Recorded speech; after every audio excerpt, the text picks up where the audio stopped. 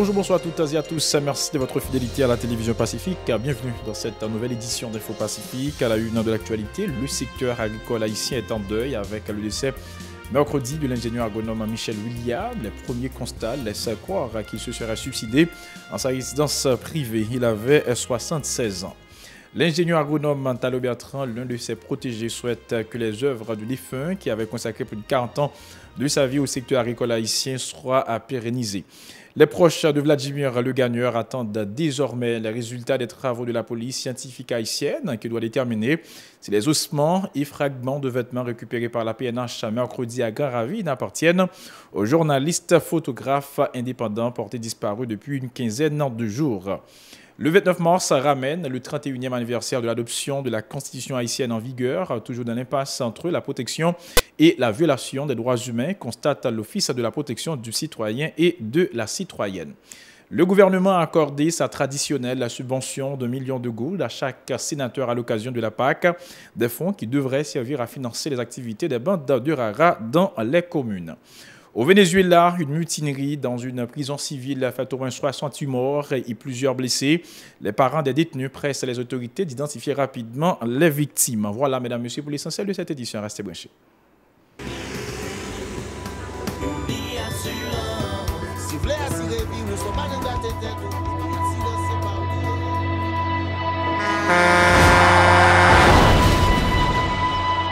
En général, mon parent me prend assurance. Je considère que son l'argent rejeté. Et pourtant, l'argent assurance te doué dans le budget ou à côté l'argent kayak, l'argent manger. Il est là pour les deux traverser un mauvais pas. Gardez tout à côté. Ou ouais comment gros problème qu'on entre sur le monde sans attendre. Mandez Dieu pardon, ça arrive autour. Une assurance dit ou précaution pas capon. Les malheurs arrivés. Les faux amis flair à saison a fait comme si on pas de jambes connaît. Une assurance après rétaver au pour le jour, continuer vivre la vie, quitter ce course-là, non mais nous. Une assurance. Vivez en toute assurance.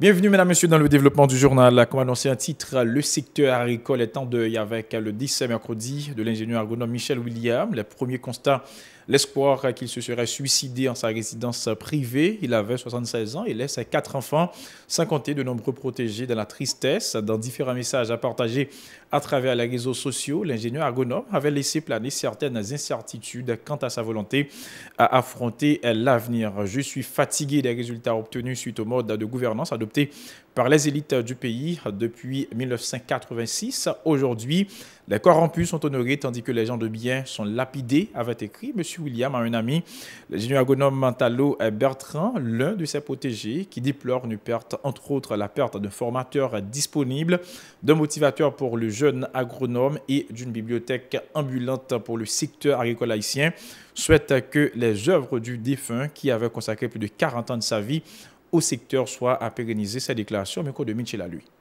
Et soit lundi, ou bien mardi, il lancé un tweet, qui tout sorti sur Facebook, qui dit qu'il y a une douleur, moi, les monsieur me disent, soit fait comme ça, ou pas capable de dire mon son leader, ou pas capable de dire mon douleur, c'est où là pour conforter le monde, pour réconforter le monde, je dis mon cher Talo, qu'on est, moi, personne n'est capable de provoquer débat, il est toujours faire au bagaille pour faire mon relais. Moi-même, parce que c'était dans son salle, il était posé, et il était, vous voyez, penser à. J'avais même un docteur là, 6 ans, mais moi, des chrétiens évangéliques même j'avais maintenant on la caille il est bien content on connaît monsieur bien content moi il dit ah il pas dans bagage ça là qu'on y a là moi me plus quoi que comme son ancien agronome next qu'on fait yo bien yo qu'on qui remettre pour yo prend me plus penser que monsieur était allé vers des points options médecine traditionnelle c'est ça me met dans tête moi et puis qu'on y a là nous bail contre blague non et puis là les même c'est pas bail réflexe pas bail signe qu'il t'a qu'a posé on tel action ou qu'on est monsieur dans dernier temps ça on est de carrière qui on est pratique qui est pas marché rapport li avec ministère pas trop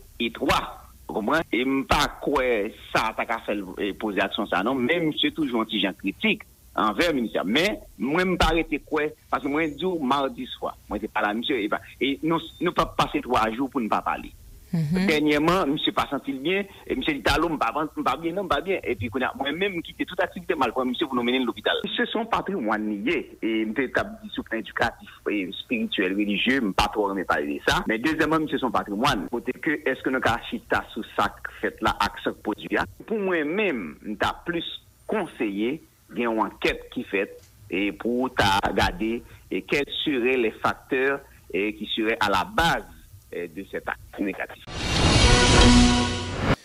Autre nouvelle, la famille, les collaborateurs ainsi que les confrères du journaliste photographe indépendant Vladimir Lugagneur, 30 ans, porté disparu depuis une quinzaine de jours, attendent aujourd'hui les résultats des travaux de la police scientifique haïtienne. Ces spécialistes doivent en effet déterminer si les ossements et fragments de vêtements récupérés par la police nationale mercredi lors d'une opération à Grand Ravine correspondent au journaliste et au chauffeur de taxi moto qu'il avait conduit à Grand Ravine pour réaliser un reportage. L'annonce a été faite par le directeur départemental de l'Ouest de la PNH, Berson en seul jour. Je vais au téléphone par Nancy Constant. C'est une opération environ Grand Ravine, aux zones de Grand Ravine. Donc l'opération ça c'est pour non Charounia, c'est une opération qui fait jeudi, après-midi. Donc c'est une opération qu'on mène de concert avec la justice dans le cadre légal de flagrant délit et sous instruction du directeur général de la police nationale d'Haïti.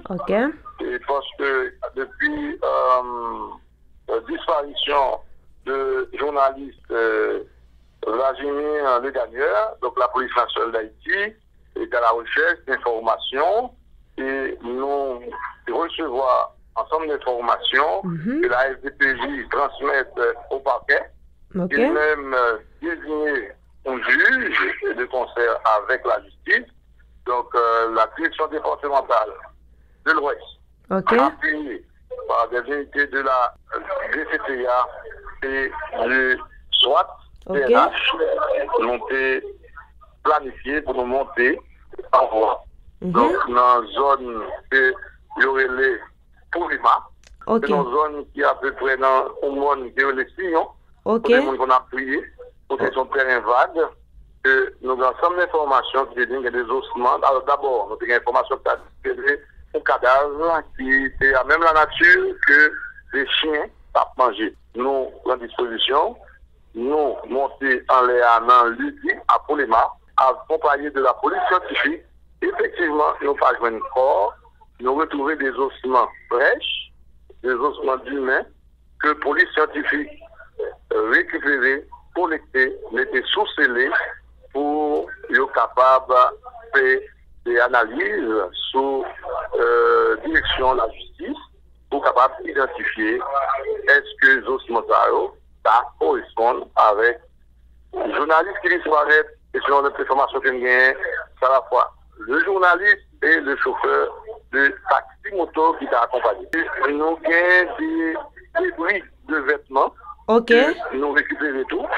Donc, nous avons gagné pour nous, avec famille, avec madame, des proches, des gens qui étaient de ça, à la fois le journaliste et son chauffeur. Le chauffeur de taxi moto qui est dans le cadre d'enquête là, n'a fait tout effort pour nous capable d'identifier son nom sous lui. Selon Berson Soljour, plusieurs unités spécialisées de la police nationale ont été impliquées dans cette opération baptisée Charougnard, qui a conduit à la découverte de ces ossements et fragments de vêtements. Les agents se sont basés sur des informations fournies par des riverains pour accéder à un terrain abandonné surnommé Morne-Sillon. Ces déclarations. Dossier ça, la police nationale prend la cœur et sous instruction des GA, toute disposition à point pour que nous soyons capables de continuer l'enquête là et identifier et arrêter l'auteur de l'infraction. Monsieur Soljour, c'est qui est-ce qui t'a fait descendre ça? Udmo? C'est l'ensemble des équipes de spécialisées de la direction départementale, Udmo, Boy, SDPJ, Simo, SWAT, et nous avons une unité de pompiers qui était accompagnée nous. Et puis, nous avons gagné support de spécialistes, de professionnels de l'art, qui sont les techniciens de la police scientifique et technique, et ont des techniciens qui relevaient de la DCP, qui ont récupéré les ossements et les revient à la justice, à la médecine légale, pour nos produits de tests, notamment qu'on a des tests ADN, qui sont faits pour que capable d'identifier si les ossements correspondent à les ossements de les gagneurs ou de gens qui sont accompagnés, qui sont chauffeurs de taxi. Soulignons que plus tôt, pendant la journée, les responsables de la police nationale d'Haïti étaient toujours incapables de partager des informations relatives à la disparition du jeune journaliste photographe indépendant Vladimir Le Gagneur. Entre-temps, des regroupements de journalistes haïtiens et étrangers, quelques défenseurs des droits humains et des membres de la société civile continuaient d'exiger que la lumière soit faite sur ce dossier. Ce reportage a signé Nancy Constant et David Mercius. Jusqu'à présent, nous pouvons joindre journalistes, les gagneurs. Porte-parole, et par rapport avec l'information que la police gagnait en concession et pour divulguer, est-ce que vous montrez que Vladimir vivant ou bien c'est encore que force de l'autre doit chercher? Je ne peux pas anticiper, on nous quitte l'enquête là, fait oubli et n'a pas résultat. Le porte-parole adjoint de la police nationale se veut rassurant. Suite à la plainte déposée par l'épouse de Vladimir Le Gagneur, la direction centrale de la police judiciaire, DCPJ, a immédiatement ouvert une enquête. Les agents de la PNH sont à pied d'œuvre pour révéler toute la vérité sur cette affaire. Nous avons pris l'information que nous disposons, que nous gardons justement pour que nous popularisions pour le moment, parce qu'il est capable de nuire à l'enquête là. Et nous avons dit que nous avons une belle avance que nous avons fait actuellement là, pendant que nous n'avons pas la voie. Et actuellement, policiers nous sur le terrain pour nous capables de faire lumière de Kassa. L'enquête n'a pas se poursuit. Il n'est pas dans le tiroir et nous avons encore garanti que nous avons fait lumière sur Kassa. Des résidents de Port-au-Prince, interrogés sur la disparition du journaliste photographe de 30 ans, critiquent eux aussi la lenteur des autorités policières et judiciaires. Si c'était une justice qui était forte, je dis à notre pays, il y aura un état de marque pour les journalistes. Peut-être les journalistes là. Les journalistes là, il n'y a pas de qui dit rien pour attendre l'État, ni le gouvernement, ni le ministre. Les journalistes sont combattants, liés même avec tout les qui combattent, soit au point de vue organisation ou bien au point de vue parti politique, cap Goumen. Je pense que c'est un bon moment pour la police de mettre l'embrelle pour chercher qui ça qui gagne. D'autres, par contre, estiment imprudente la décision de journalistes de réaliser un reportage dans la localité de Gravine, réputée violente. Plusieurs journalistes haïtiens et étrangers, accompagnés de représentants de plusieurs secteurs de la vie nationale, ont marché le 28 mars à Port-au-Prince pour exiger des autorités judiciaires le rapport de l'enquête annoncé autour de la disparition de leur confrère Vladimir Le Gagneur, remontant au 14 mars 2018.